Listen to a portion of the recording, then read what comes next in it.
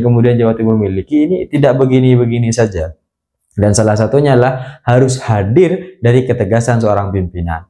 Maka ketika kemudian akhirnya relawan Anies Baswedan karena kontestasi Pilpres juga memberi dukungan, kan? Kemudian relawan Bapak Prabowo ketika Pilpres juga memberikan dukungan meskipun akhirnya dipecat gitu kan. Sangat disayangkan kalau pada akhirnya dari kandidat-kandidat yang ada kita tetap memilih masa lalu dengan segala macam persoalannya.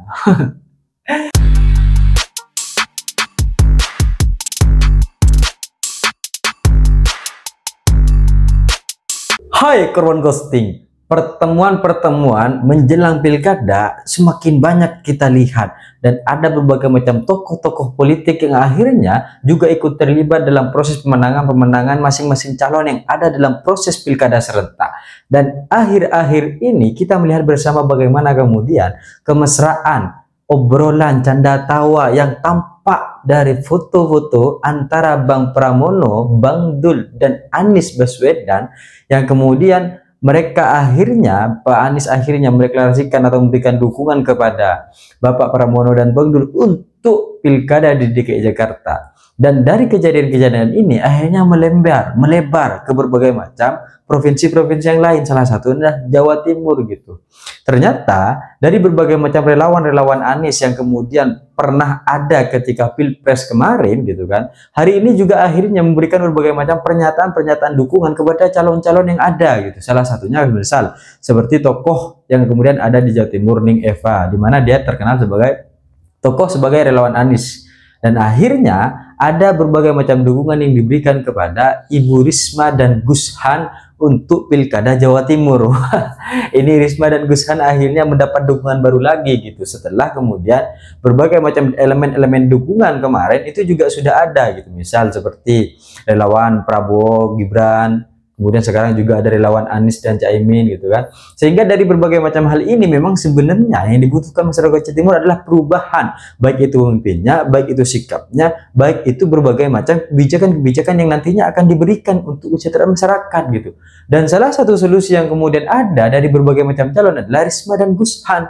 Meskipun ada Luluk dan Lukman juga gitu, tapi kita harus fokus kepada Risma dan Gus Han gitu, karena mau bagaimanapun secara elektabilitas, survei dan sebagainya, tetap Risma sebagai penantang yang paling kuat di antara Luluk dan Lukman. Sehingga hal ini juga perlu menjadi perhatian. Dan dari kejadian-kejadian ini kita sebenarnya akhirnya sadar bahwa yang memang banyak mendapatkan dukungan massa Risma dan Gus Han. Tapi karena petahana ini, Ibunda Khofifah dan Emil ini sudah menjabat 5 tahun, maka proses kampanye politiknya jauh lebih mudah karena beliau sudah pernah menjabat di Jawa Timur. Maka seluruh masyarakat yang ada di Jawa Timur sudah pasti mengenal. Sehingga dari popularitas yang ada, orang-orang pasti mengerti siapa kemudian Ibunda Khofifah dan Emil Dardak. Tapi bagaimana kemudian akhirnya kebijakan-kebijakan yang dilakukan oleh Ibunda Khofifah dan Emil Dardak ternyata tidak sesuai dengan apa yang kemudian menjadi harapan masyarakat Jawa Timur. Dan hal ini dilihat dari pernyataan Ning Eva bahwa ada berbagai macam kemirikan terkait dengan pendidikan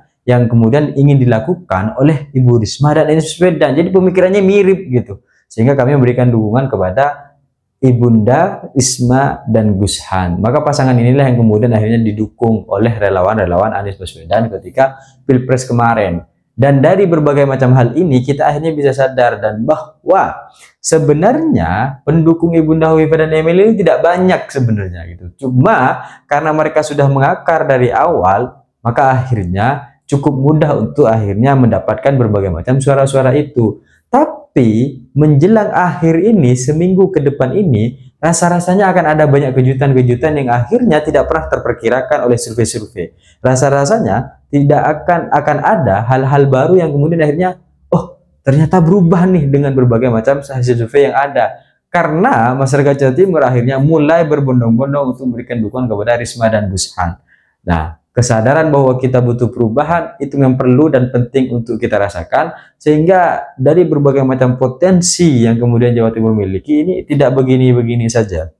Dan salah satunya adalah harus hadir dari ketegasan seorang pimpinan.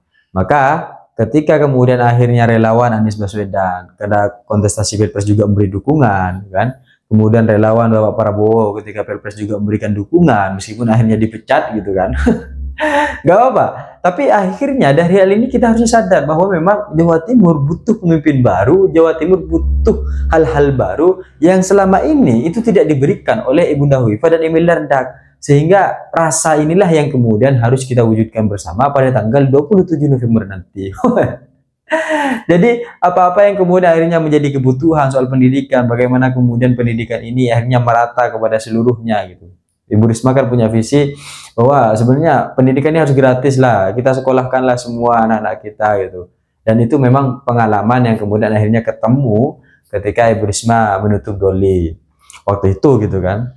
Karena dalam sejarah sebenarnya Ibu Risma ini sangat perhatian sekali dengan anak-anak muda, Ibu Risma ini sangat perhatian sekali dengan anak-anak. Dan beliau merasa tidak bisa dan tidak nyaman ketika akhirnya ada berbagai macam anak-anak muda yang tidak bisa mengenyam pendidikan hanya karena persoalan biaya misalnya, hanya karena ada persoalan keuangan, finansial gitu. Itu yang kemudian akhirnya selalu melatar belakangi, sehingga Bu Risma membawa program pendidikan gratis yang kemudian akhirnya nanti juga tidak akan ada pungli-pungli sumbangan-sumbangan gitu kan. Karena secara rekam jejak Ibu Risma ini sebagai sosok pemimpin anti korupsi yang diberi penghargaan dunia gitu kan.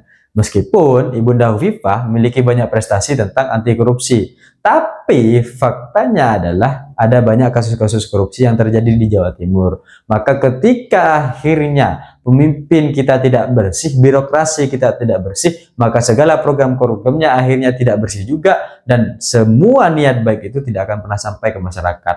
Karena hal ini harus dimulai dari pemerintah yang bersih, birokrasi yang bersih, diri yang bersih, terlepas dari berbagai macam seluruh kekuatan-kekuatan elit, sehingga dia bisa memberikan dan menentukan kebijakan yang mensejahterakan masyarakat, bukan segelintir kelompok untuk kepentingan politik. Dan dari kejadian-kejadian ini kita akhirnya lihat bagaimana kemudian seminggu ke depan akan ada banyak dorongan-dorongan, akan ada banyak aksi-aksi yang akhirnya akan merubah berbagai macam peta politik, merubah berbagai macam hasil suara. Bahkan kita harus sadar bersama, kita harus kawal bersama, karena khawatir dari berbagai macam suara-suara itu nantinya akan ada terjadi perubahan dari dalam. Nah, ini yang kemudian perlu kita awasi, sehingga hal ini benar-benar adalah suara masyarakat.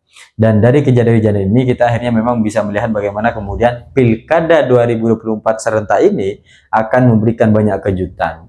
Kejutan tentang bagaimana kemudian akhirnya survei-survei itu akan melenceng misalnya. Tapi dari berbagai macam hal yang ada, kita hanya bisa melihat bahwa sebentar lagi pencoblosan di Jawa Timur juga akan terjadi dan terlaksana. Maka rasa-rasanya sangat memprihatinkan dan sangat disayangkan kalau pada akhirnya dari kandidat-kandidat yang ada, kita tetap memilih masa lalu dengan segala macam persoalannya. Jadi mari kita tentukan pemimpin kita di masa depan, pemimpin yang baik, pemimpin yang berubah, dan pemimpin yang mampu mengembangkan seluruh potensi-potensi yang ada di Jawa Timur. Saya pikir itu cita-cita saya, ingin seperti Gibran, tapi saya sadar diri dan sadar posisi. See you, kawan ghosting.